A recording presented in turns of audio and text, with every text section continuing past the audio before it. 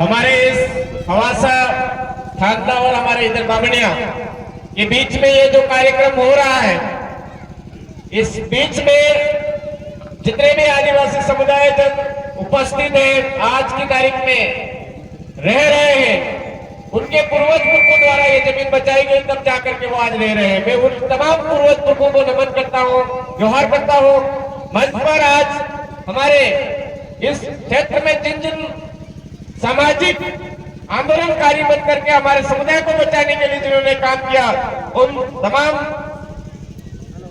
आज मंच पर जो फोटो विराजमान उनको नमन करता हूं। और आप तमाम देश के मूल मालिक और मालिकाओं को खूब खूब जोहार। जय आदिवासी, जय भील प्रदेश। अभी काफी सारी बातें हमारे सारे वक्ताओं द्वारा की गई, लेकिन मैं आपसे पूछना चाह रहा हूं, अभी हमारा एक भाई बोल रहा था मांगण जात। ये मांगण जात आज की तारीख में किसके ऊपर लागू हो रहा है? किसके ऊपर लागू हो रहा है? सुप्रीम कोर्ट का 5 जनवरी 2011 का जजमेंट बोल रहा है कि आदिवासी देश का मालिक है। क्या वास्तव में आज आदिवासी देश का मालिक रहा है? अगर कोई बोल सकता है कि शादी ठोक करके हम आदिवासी देश के मालिक हैं, तो सुबह सुबह वो करके जाइए रतलाम के चौराहे पर। देश के मालिक है या मांगण जात बना दी गई? झाबुआ के चौराहे पर जाइए, देश के मालिक है या मांगण जात बना दी गई है?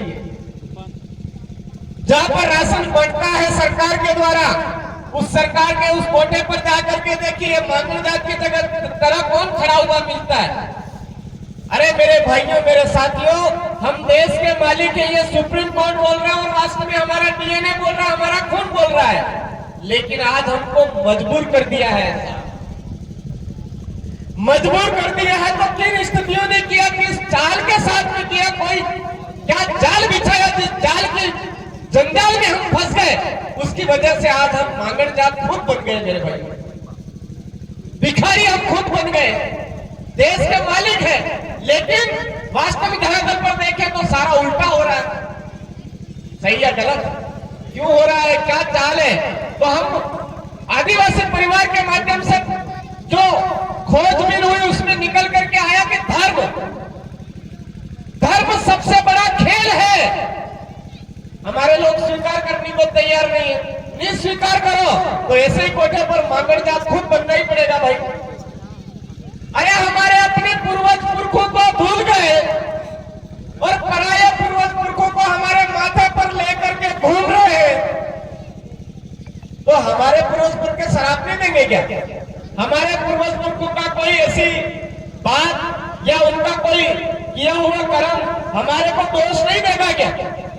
आज देखिए, ये इलाका है हमारे मामा बालेश्वर दयाल जी, जिन्होंने आदिवासियों को बचाने के लिए आदिवासियों की मूल संस्कृति के प्रति जागरूक किया, और उसी इलाके में सबसे ज्यादा ईसाईकरण हुआ। सही या गलत? ठीक उसी तरह से मांगण धाम पर गोविंदगढ़ महाराज का एक आंदोलन चला, भक्ति आंदोलन, भगत आंदोलन, और वहां पर देखो आज सज्जनगढ़ का इलाका है या आसपास का इलाका है, सबसे ज्यादा ईसाईकरण है या नहीं है? है या नहीं है? अरे ये खेल है मेरे भाइयों कि जहां पर आदिवासी सबसे ज्यादा जागरूक है, उनको कहीं ना कहीं जाल में फंसाओ। हमारे प्रतापगढ़ के अंदर देख लो, प्रतापगढ़ में आरएसएस ने बहुत तबीयत से काम किया, तबीयत से काम करके उनको भी जाल में फंसाया। आज छोटी सादरी इलाके के अंदर देख लो तो वहां पर मुस्लिमकरण, आप बात भी मानोगे इस बात को लेकर के, लेकिन मुस्लिमकरण, हमारे चित्तौड़ आसपास का इलाका, हमारे उदयपुर का आसपास का इलाका, आसाराम बापू भगत, उसमें जाल में फंसाया। ये संत रामपाल जी के भगत, एक और कौन सा वो राधा स्वामी सत्संग का भगत। अरे हमारे अपने पूर्वज पुरखों को छोड़ करके पराये लोगों के माँ बाप को घर में ला करके बिठाएंगे, घर में ला करके पूजा पाठ करेंगे, तो फिर मांगण जात खुद बनेंगे, उसका दोष दूसरों को क्यों देंगे? सही या गलत? भाई हमारे अपने पूर्वज पुरखों का आशीर्वाद हम हमारे ही हाथ से हम खुद ही खत्म कर रहे हैं। दर दर की ठोकरें खाना, उसका कोई दूसरा कोई आदमी दोषी नहीं है, हम खुद दोषी है, हम खुद दोषी है। तो आप अगर चाहते हो कि हमारे अपना समुदाय देश का मालिक था, मालिक बन करके फिर से जिए, तो हमारे यहाँ पर धार्मिक ढोंग गतरों की जितनी भी ये तुमड़े आ रहे ना, तुमड़े, इन तुमड़ों को दूर करना पड़ेगा और हमारे पूर्वज पुरखों का जो मूल चीज है उसको पकड़ना पड़ेगा, सारा काम अपने आप ठिकाने आएगा। आज बात कर रहे हैं जमीन को लेकर के। आज जमीन यहाँ पर है तो ये दर्द किनका है? यहाँ के जी कौन सा गांव है? भाट भुमरिया। भाट भुमरिया गांव के जिनकी जमीन जा रही वो देवगढ़ भाट भुमरिया। कितने लोग है देखिए यहाँ देवगढ़ भाट भुमरिया के? देखिए हाथ खड़े करो देखिए। हाँ भाई, अब आपके यहाँ क्या बोलते हैं वो नहीं, मुझे नहीं पता है। घुमड़ू था मारे है ना, समझे घुमड़ू? हाँ हाँ, घुमड़ू था मारे ने डॉक्टर आवी होया क्यों से तुम्हारे तो वो होता हूं लोग।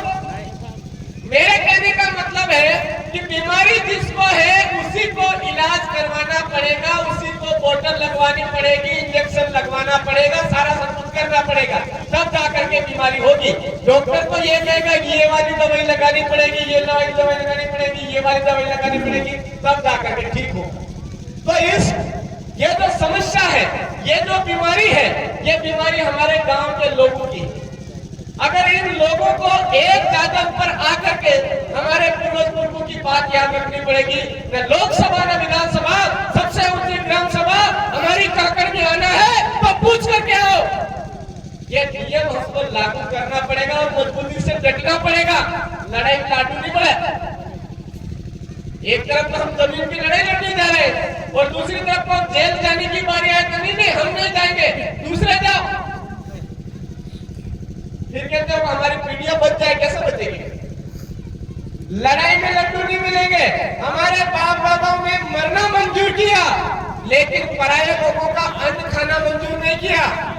हमारे लोगों ने मरना मंजूर किया लेकिन पराये लोगों की जो व्यवस्था थी उसको स्वीकार नहीं किया।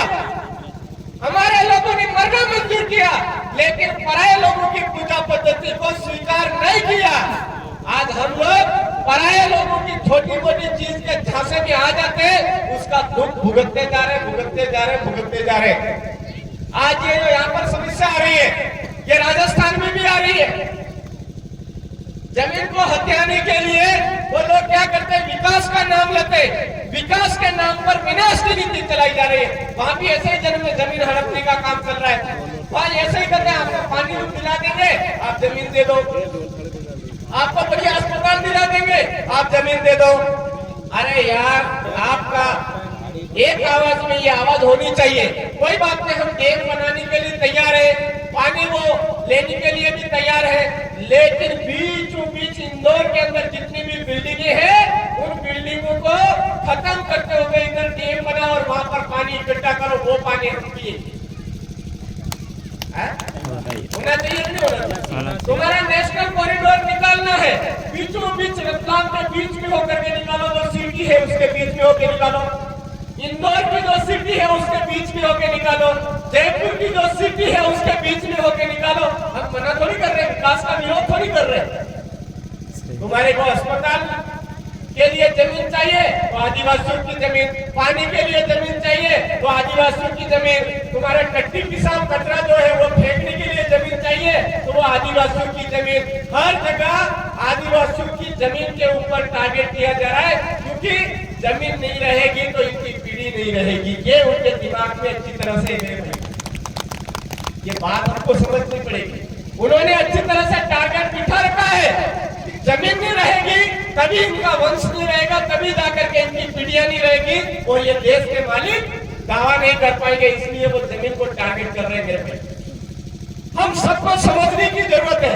ये जो धार्मिक ढोंग धतूरे वाली बीमारी है, ये धार्मिक ढोंग धतूरे हमारे समुदाय के वंश को खत्म करने के लिए जाल फेंका जा रहा है। हमारे लोगों को उससे बाहर आना होगा। नंबर 2, पार्टीवाद। अभी बहुत सारे भाई हैं यहाँ पर जिनके अंदर दर्द है कि ये जमीन नहीं जानी चाहिए, जमीन नहीं जानी चाहिए, इतनी जमीन नहीं जानी चाहिए। पर बोले कौन होते पेलो मंडल अध्यक्ष, कमंडल अध्यक्ष,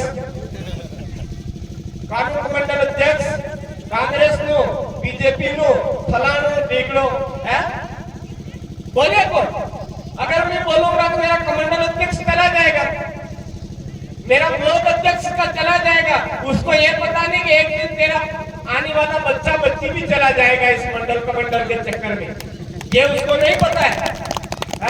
बहुत सारे ये सोचते हैं इस बार सरपंच, अगली बार कहने का जिला परिषद की, जिला पंचायत की सीट पे चला जाऊंगा, कोई कहां चला जाऊंगा, क्यों आवाज उठाऊं यार, इतनी माला पहन करके नहीं करूंगा, मुझे हो सकता है एमएलए का टिकट मिल जाएगा, मुझे किसी दिन सांसद का टिकट मिल जाएगा। अरे तुम्हारे टिकट की लालच में तुम्हारे वंश का टिकट कट जाने वाला है। मेरे साथियों जागो भाई, जाग जाओ।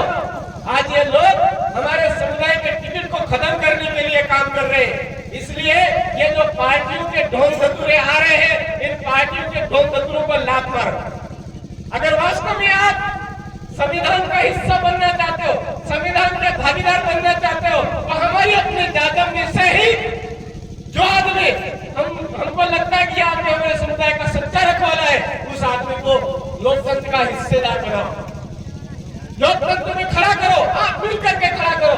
ऊपर से आने वाले जो आदमी है वो उनका गुलाम बन करके आ रहा है, उसको यहाँ पर तय करो। आज हमने हमारे इस एरिया के अंदर बहुत सारे भाइयों को एकदम कड़वा भी लगेगा। कमलेश्वर जी डोनिया की विधानसभा में जब हमने काम स्टार्ट किया तो ऐसे आदमी पोस्ट आप तो बहुत ज्यादा हो, 25-30 जने थे, और इस एरिया में भी आज पहली बार नहीं आया हूं ऐसा नहीं,